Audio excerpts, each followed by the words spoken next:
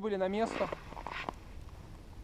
Это единственное место, где нам удалось подойти к воде, где есть дырка. Здесь везде проход запрещен.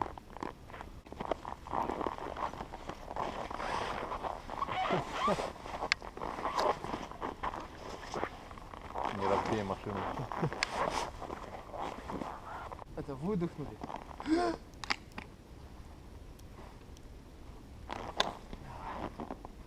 Подтянули. Как в самолете. Раз.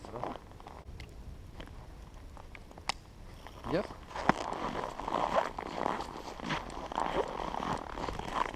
Вот кто-то налегке собрался в лес. Это я.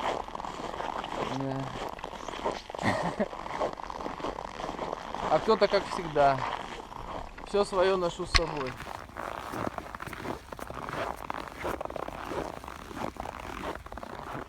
И вот мы вышли, наконец-то. Шли долгих 10 минут, нет, 7. Мы вышли на берег водохранилища Учинского. Лед уже встал, видимо, очень основательно, потому что дядя вон там единственный пошел по льду. Но у него было написано «Клуб самоубийц 2016». Больше никого на самом деле не видно здесь. Мы думали, будут рыбаки тут какие-то, но никого нет. Есть информация, что на снегоходах полиция гоняет рыбаков.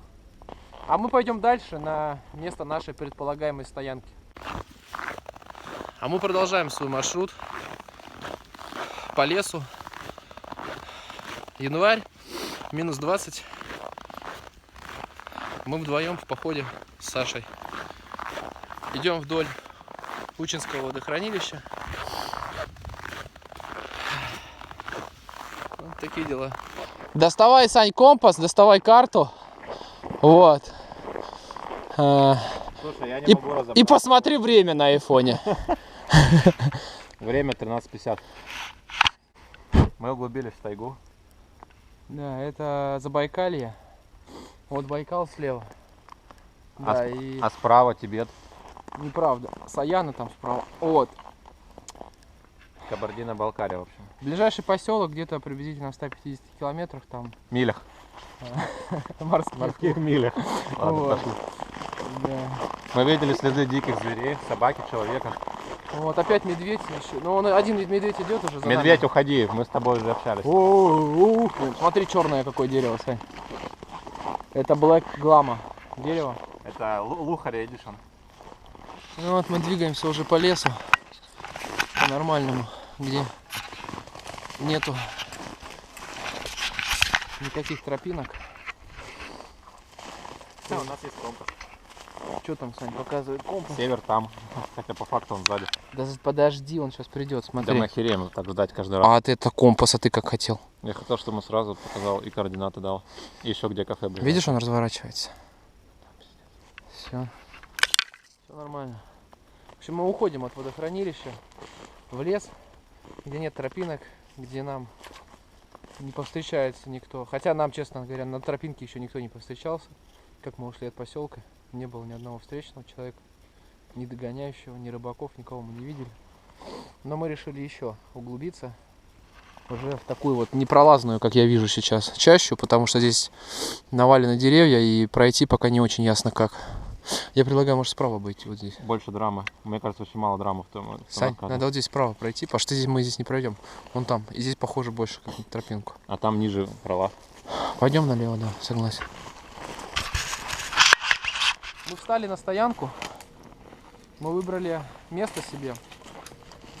Это место почему? Потому что здесь есть сухая береза. Жалко не сосна. Поищем еще сосну сухую. Мы будем ее пилить, валить, чтобы сделать таежный костер на Дья. Также нам понравились вот эти два дерева. Здесь мы натянем тент. Здесь мы сделаем костер. Ветер дует с противоположной стороны оттуда. Соответственно, здесь тент будет укрывать нас от ветра и наш костер. И нам понравился вот этот пенек, на котором можно сидеть. Аня рубит дрова на... Дрова людей недорого. Дрова рубит на первый маленький костер, который мы кинем уже дровишки покрупнее и будем готовить угли для Нади, а потом пойдем с Сашей пилить дерево. Вот, когда у нас будет заготовлено все по дровам, мы будем уже ставить тент. Пока светло, наша задача это дрова, это хорошие бревна. Погода замечательная, штиль, ветер очень слабый, мелкий снежочек идет. На улице холодно, но пока мы этого не чувствуем, потому что мы двигаемся, мы работаем. Саша работает топором, делает это... Потому что головой он не умеет. Делает это максимально осторожно, я надеюсь. Потому что я ему сразу сказал, что назад я его не потащу. Вот. Вот. А я пока пробую, как пилит моя новая пила. В принципе, неплохо пилит. Вот. Но двумя руками это делать сподручней. Так что я... пила Outventure из Спортмастера. Все, короче. До связи. Так, мы выбрали все-таки не ту березу, потому что береза кривая, и для Нади она, скорее всего, будет неудобная. Нам нужна ровненькая сосенка. Вот мы такую нашли. Она чуть тоньше, чем нам нужна, но другой мы не нашли. Либо очень толстые, которые нам не нужны, либо их нету. Вот сейчас мы сделали подруб вот такой топором. Вот я здесь сейчас выбрал вот такую ямку. Мы хотим, чтобы она туда упала. Соответственно, сейчас выше, чуть-чуть наискосок будем пилить. И как она начнет трещать, мы ее качнем, и она по этому подрубу должна туда упасть. Вот. Пилить будем сейчас ее цепной пилой вот такой. Ну, сейчас посмотрим, что получится.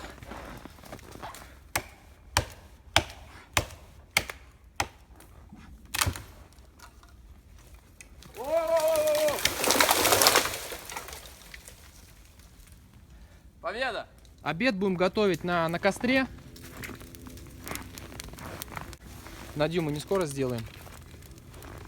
Сейчас тогда, когда угли появятся нормально, надо будет 2 рогатины вбить и поперечную перекладину для котелка. Хорошие бревнышки у нас уже.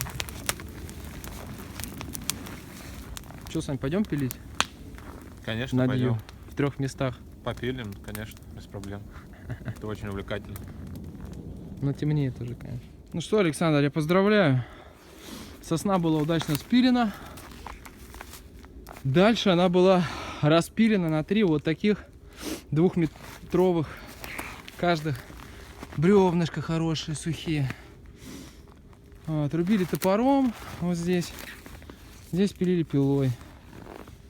Вон она, сосенка дальше пошла. Вот мы здесь пилили. Вон там пилили, и вон там. И вон крона.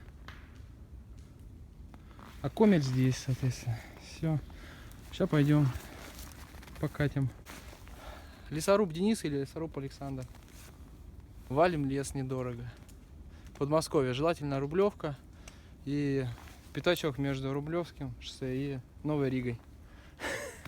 И Волгоградкой. Да, работаем за еду.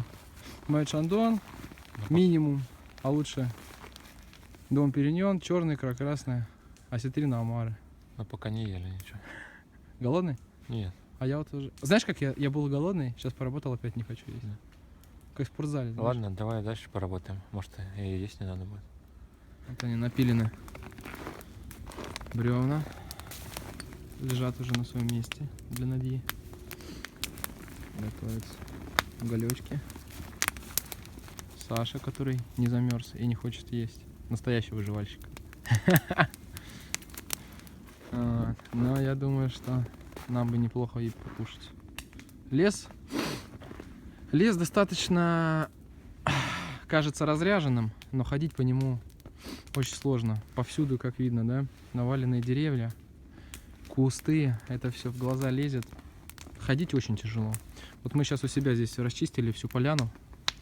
Нету никаких сухих веток. Вот здесь вот, кстати, дерево, которое мы отработали. Здесь упавшая сосна. Спрашивает, у нас там горбатая гора. Упавшая сосна. Мы ее попилили. Вот она работает сейчас в костре. Вот такие елочки. А точнее сосенки елочек. Елочки тоже есть. Вот елочка, вот елочка. В общем, хвойный такой лес. березки встречаются одна на 50, наверное, хвойных. Вот. Вот у нас есть одна березка, но она погибшая. Вот она. Ладно, будем сейчас чаечек, наверное, готовить. И что-нибудь перекусим. Так что вот так. Очень тепло нам, потому что работали. Вот сейчас будет потише. Вот, треск пошел. Вот это дерево, если оно упадет, это просто жесть. Мне кажется, это оно трещит, Сань, смотри. Видишь? Вот это дерево, видишь, сухое? Мне кажется, тебе кажется. Ну, в общем, на самом деле это очень важно, когда площадку убираешь. Но вот это дерево сухое, оно упадет, мы будем надеяться, что оно не упадет на нас. Вроде оно наклонено в другую сторону. То тоже. Так, у нас пришла ночь. Здесь у нас на костре закипает котелок. В нем будем делать макароны по-флотски. Тут у нас Саша себе чаек греет. Не чаек, а супчик. А, супчик даже. И не себе, а нам. Лежат наши бревнышки на надью. Вот. Темень кромешная, если честно. Ни хера вам не видно вообще. Лес. Со всех сторон лес. Такой, что хрен пройдешь. Вон они, кроны. Ну, в общем, темень. Ну-ка, дай попробуем. Какое-то подобие снега, кстати, по-моему. О, кстати, снег пошел. Лес трещит, кстати. Неприятно-то. Аккуратнее. Шлаги. Угадайте, где чей рюкзак? Да. Рюкзак номер раз и... А, это тоже рюкзак. Это барсетка. Барсетка. Топорик там. Сань, кружка сейчас упадет, реально. Да, она такая стоит уже. Вот так? Да. Посветишь? Да. У нас готов костер под котелок. Там у нас стоит горелочка для чая. Вот, рогатины вбили, перекладины есть. Вот у нас бревнышки, посвети, на надью лежат. Вот такие бревнышки. 3 хороших. Вот, сейчас будем варить еду себе. Что у нас есть? У нас есть тушеночки, 2 баночки. Ну, мы пока одну используем. Здесь у нас паста типа рожки, соль, чай и сахар, котелок армейский, советский, уставной, салфеточки, приборчики, в общем, все, что надо. Вот, так что мы сейчас водичку вскипятим на котелке и будем делать макароны по-флотски.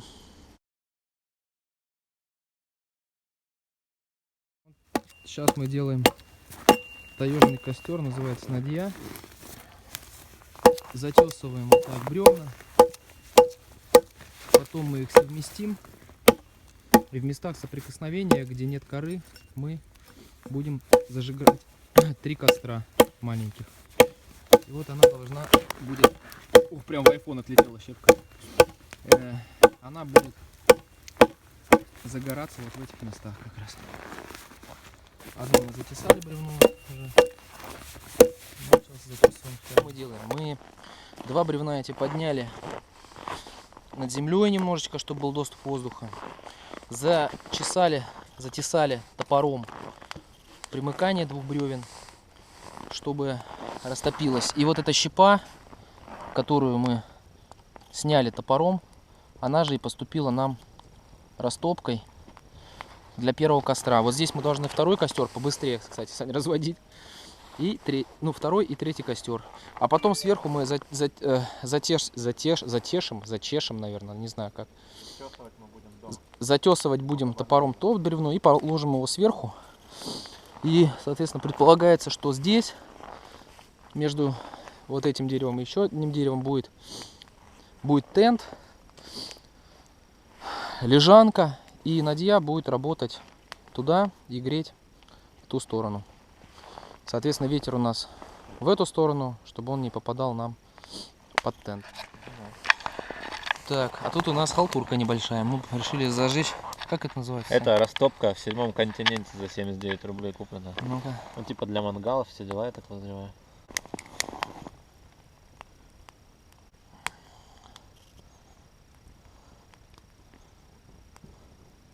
Ну Вот Надюша, вот она взялась. Видишь, там угольки пошли. Все. Вот если она сухая, она должна будет вот так вот шарашить. Прикольно тебе.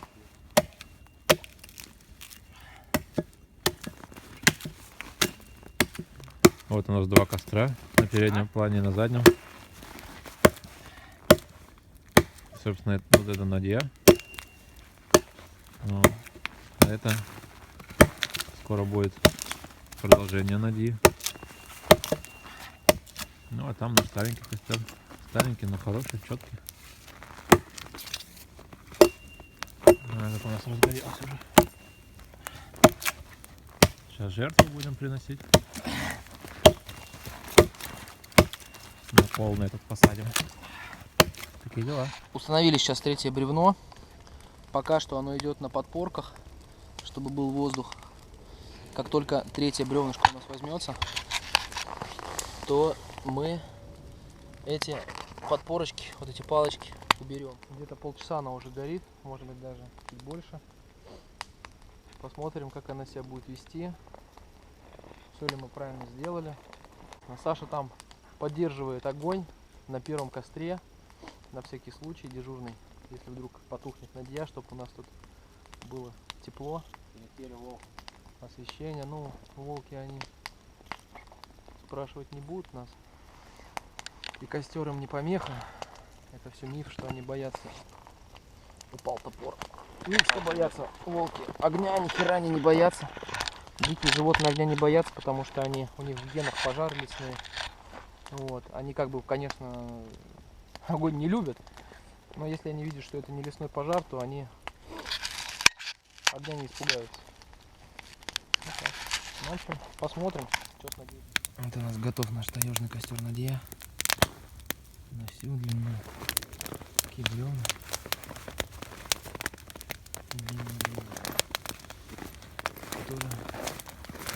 По сути, одна сосна дала нам 3 вот таких бревна замечательных.